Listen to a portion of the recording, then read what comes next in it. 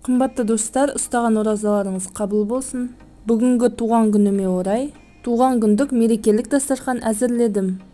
Бүгінгі видеода қытырлақ осындай тортильядан тәтті десерт, ерекше салат, өте дәмді тортильядан тіске басар. Сонымен қатар сиропсыз дайындалатын лимонад, жарты сағатта дайын болатын шоколадты медовик көре аласыздар. Арнама тіркеліп қоңыраушаны басып қойыңыздар, жаңа видеоны жіберіп алмаңыздар. Ең әуелі жарты сағатта дайын болатын шоколадты медовик дайындаймыз. Бұл торт оңай жасалады, бәріңіз жасап көріңіздер. 3 жұмыртқаға шым-шым тұз қосып, масса сәл көтерілгенше миксерлейміз. Қантты біртіндеп қосып миксермен араластырамыз. Қанты ерігеннен соң оған бал және ерітілген сармай қосып миксермен араластырамыз. Оның үстіне какао мен қопсытқышты қосып, жұмыртқа массасына еліктен өткізіп қосамыз. Миксермен араластырамыз. Пергамент төселген табаға қамырды құйып, бетін тегістеп, қызып тұрған пеште 180 градуста 10-15 минуттай пісіреміз. Өз пешіңіздің ыңғайына қарай пісіресіздер. Неке біздің коржымыз пісті. Шеттерін кесіп тастаймыз. Мен бұл коржды теңдей 3 бөлікке бөлдім. Өз қалауыңызша бөлсеңіз болады. Торттың кескен қалдықтарын блендерге салып ұсақтап аламыз. Вареный сгущенкадан мен осындай түрін қолдандым. Әр кремнің үстіне мен грек жаңғағын себем, сол үшін блендерлеп алдым. Варенка мен сармайды араластырамыз. Миксермен араластырсаңыздар да болады. Әр корждың үстіне жағып шығамыз.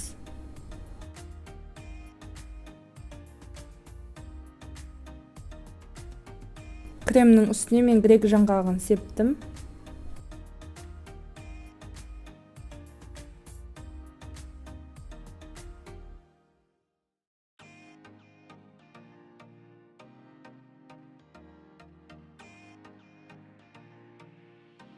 Кремді торттың барлық жағына жағып шығамыз. Бетіне мен вафельный крошка септім. Және бағанағы блендерден ұсақталған корж қалдықтарын сеуіп шықтым. Грек жаңғағын сепсеңіздер де болады, өз қалауыңыз бойынша.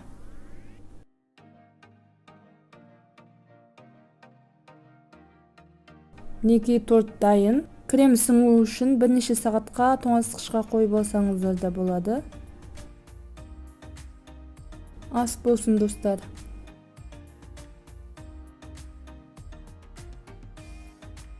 Енді бикеш салатын дайындаймыз. Оны басқаша дамский салат деп те атайды. Тауықтың филесін осылай тураймыз. Оның үстіне тұз, паприка, күнбағыс майындағы сарымсақ. Тауыққа немесе грильге арналған осындай дәмдеуіш қоссаңыздар да болады, бірақ міндетті емес. Жақсылап араластырып, маринадқа жарты сағатқа қалдырамыз.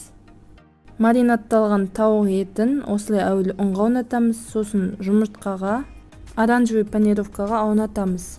Бұлай панировкаға аунату міндетті емес. Бірден пешке немесе гриль табада пісірсеңіздер болады. Гриль табада пісіретін болсаңыздар, аздаған сұйық майға 2 жағын 3 минуттан қызартып пісіресіздер. 180 градус қызып тұрған пеште шамамен 10 минуттай пісіріп аламыз.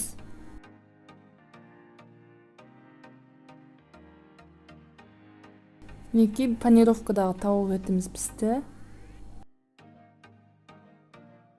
Енді салаттың бетіне қосатын фундук жаңғағын 200 градус қызып тұрған пешке 5-10 минуттай салып аламыз. Сол кезде қабығы осылай оңай ашылады. Салатқа қосатын премиум соус дайындаймыз. Оған ыдысымызға түйіршіктелген қыша, тұз, бұрыш, бал және қант. Мен осындай қамыс қанттың қостым. Зәйтүн майы мен сұйық май, алма уксусы мен бальзамический ақ уксус қосамыз.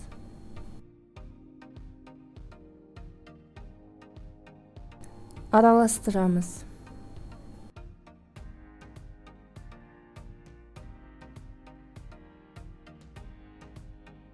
Енді ыдысымызға аскөгүмүздү саламыз. Салат жапырагын, петрушка, укроп, мини шпинат, рукола костум. Өзүңүзгө унаган башка да зелень коса берсеңиз болот. Премиум соусту үстүнө аздап куюп араластырамыз.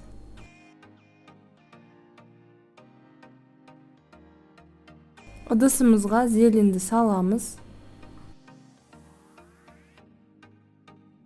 Зелендин үстүнө консервдеги ананас костум. Свежий ананас коссаңыздар да болот.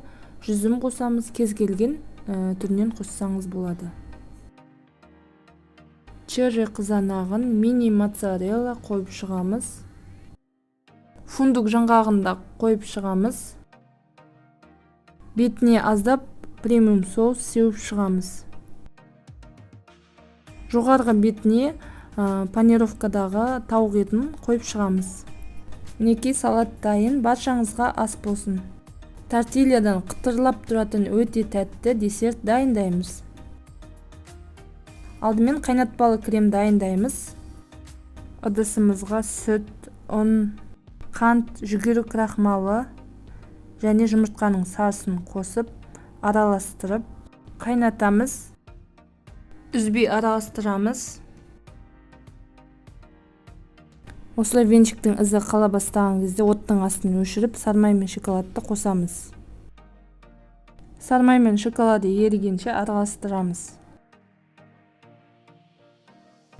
Тез суу үчүн башка ыдыска куюп, бетин пищевой пленка менен контактте жаап, кремди суутамыз.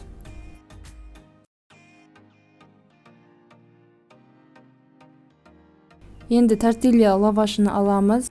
Тортильяны осылай 4-ке бөлеміз. Шетінен осылай ораймыз. Ортасына түз шоқитынды осылай қыстырамыз.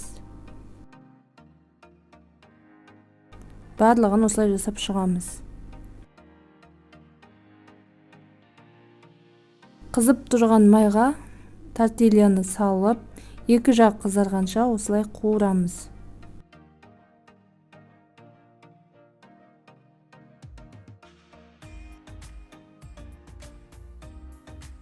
Суыған кайнатпалы кремди кондитерский мешокко салып, тортильядагы түз шоқитынды акырындап алып тастаймыз. Кайнатпалы кремди екі жагынан осылай куюп чыгабыз.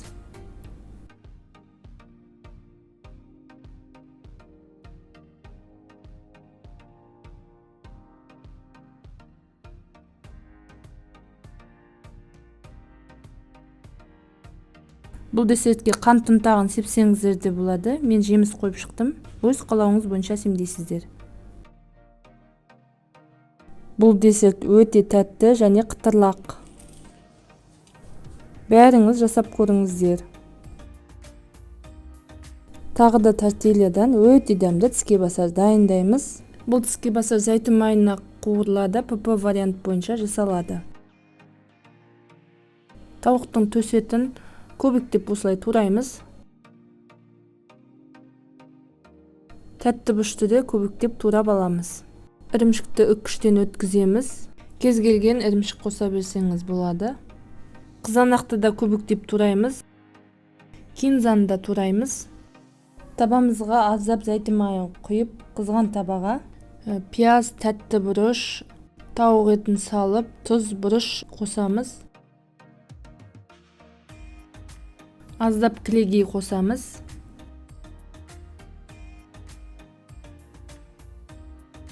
Еті пиязы пискенче жакшылап куурамыз. Тортилья лавашына жаңага сууган салмамызды саламыз.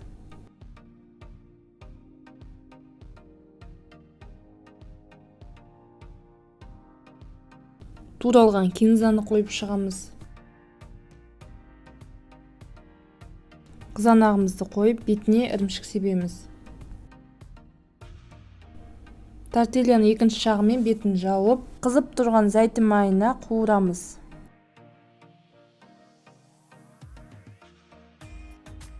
2 беті қызарғанша қуырамыз. Бұл іске басар суып қалса, пешке салып немесе табада қыздырып алсаңыздар болады.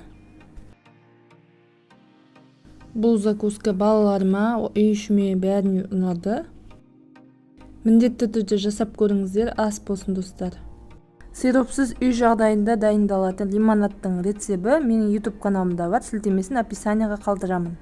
Қымбатты достар, мерекелік туған күндік дастархан ұнаған болса, WhatsApp-қа группаларға поделиться етіп қойсаңыздар болады. Арнама жазылып, қоңыраушаны басып қойыңыздар. Лайк басып пікір қалдыруды ұмытпаңыздар. Баршаңызды мерекемен құттықтаймын. Оразаларыңыз